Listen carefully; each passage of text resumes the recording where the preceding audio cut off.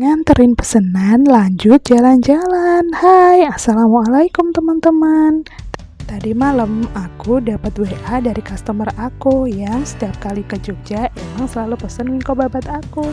Minta dianterin ke penginapan daerah Malioboro. Jam 7 pagi kita sudah berangkat dari rumah. Karena jam 9 customer aku sudah check out. Berhubung beliaunya lagi sarapan di luar, jadi wingko babat dititipkan ke resepsionis. Solusi banget gak sih buat kalian yang lagi nyari oleh-oleh dan wisata ke Jogja? Sudah sampai di Malioboro, kayaknya gak afdol ya kita kalau langsung pulang. Jadi kita lanjut jalan-jalan. Oke, let's go. Ini aku perhatiin kok sepanjang Malioboro ada pembatas kayak gini ya. Wah, persiapan buat malam tahun baru bagi pejalan kaki dan pengendara motor. Memang Jogja itu top banget.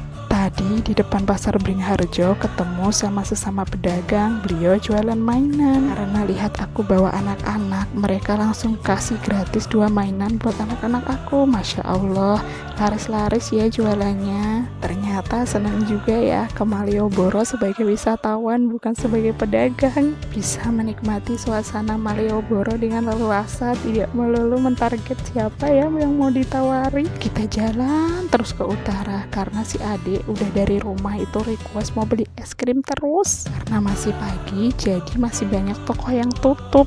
Nah, ini aku sampai di depan toko Terang Bulan. Semenjak PKL dipindah ke teras Malioboro, banyak wisatawan yang mengeluhkan susah cari sarapan. Nah, di sini bisa menjadi referensi karena sebelum jam 9 banyak pedagang yang menyediakan berbagai menu. Ada sate, ada gudeg, ada soto. Duh, jadi lapar ya. Jalan Malioboro itu panjang loh teman-teman. Dari Inagaruda sampai Beringharjo ada sekitar 1 km. Jadi bagi teman-teman yang mau wisata ke Malioboro dan bawa anak kecil disarankan bawa stroller ya. Di depan kantor gubernur juga berdiri pos-pos keamanan persiapan tahun baru. Sampai juga di toko ala-ala Indo April yang buka 24 jam. Nah, di sini dia dapat es krim request anak bujang. Di depan toko terpampang ada menu-menu makanan Korea. Kok jadi pengen kita pesan kali ya. Sambil nunggu masakan Koreanya jadi, anak-anak udah lahap banget tuh nikmatin es krimnya. Pesanan datang. Rasanya lumayan sih, karena kita sama anak-anak jadi pesennya yang gak pedes.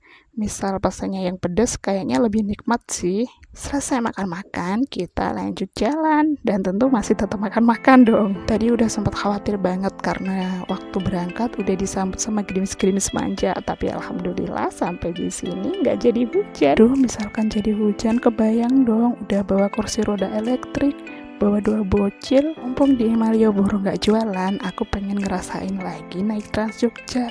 Udah ramah banget rasanya. Terakhir kapan ya? Enak juga ya bisa naik pengsengan gini sendiri. Andai aku punya kursi roda elektrik dari dulu, udah kuliah mungkin aku di Jogja. Udah deh ngayalnya. Loh, ini kok nggak ada pembatasnya sih? Kan bahaya ya. Pas mau belok jadi agak ngeri-ngeri sedap, mana bawa anak lagi. Ini kita naik dari shelter 3 Malioboro, tepatnya di depan Hotel Inagaruda. Mau menuju ke shelter 1 di depan Benteng Vredenburg. Biayanya murah teman-teman, cuman Rp3.500 per orang dan anak di bawah 5 tahun tidak bayar. Ini aku nunggunya agak lama karena dari tadi bis yang datang itu yang pintu masuknya dengan tangga, jadi aku nggak bisa masuk. Sampai aku nanya ke masnya, kenapa armada yang baru malah pakai tangga, bukan yang akses untuk kursi roda. Alasannya karena rute Palbapang itu belum ada shelter seperti ini, tetapi malah jadi sayang ya, kenapa malah justru nggak akses sekarang. Widih, berasa kayak mengenang masa lalu. Aku dulu senang banget adanya Trans Jogja ini, pengguna kursi roda seperti aku bisa bepergian dengan mandiri. Tapi kenapa sekarang malah armadanya kayak gitu? Oke, kita sudah sampai shelter 3 Malioboro dan lagi-lagi gak ada pembatas. Aku sampai mentok nih karena takut jatuh.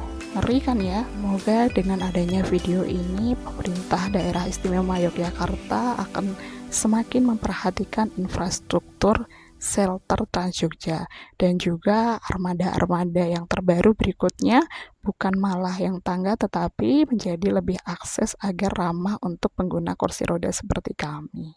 Dan kita masih tetap lanjut jalan-jalan. Karena si kakak pernah diajak ke sini, dia hafal kalau di sini ada wahana permainan anak-anaknya. Jadi kita langsung masuk ke Benteng Frederberg.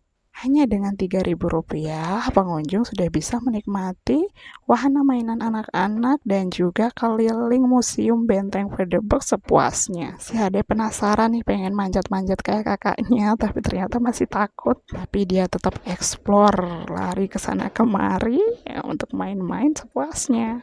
Ini malah bapaknya nih yang happy lihat anaknya naik jembatan. Masya Allah, jantung aku hampir copot, untung nggak jatuh sampai ke bawah.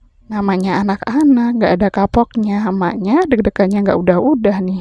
Selain tempatnya luas, juga banyak pohon-pohon, jadi sejuk untuk nemanin anak-anak. Beberapa waktu lalu, yang kecil masih belum berani naik peralatan sendiri. Sekarang udah naik turun, sampai saya tuh rasanya yang naik turun terus. Tapi ya gimana lagi ya, buat ngelatih motoriknya juga. Benteng Frederberg ini sudah mengalami beberapa kali renovasi. Salah satunya di bagian taman sebelah utara, mengalami perubahan yang signifikan. Jadi tempat yang sangat nyaman untuk bersantai bersama keluarga, terutama menjadi sangat akses untuk pengguna kursi roda seperti saya. Ini si adik tanya terus, "Ibu, kenapa keretanya nggak jalan?" Duh, saya bingung mau jawabnya ya, pakai bahasa yang seperti apa biar dia tuh ngerti.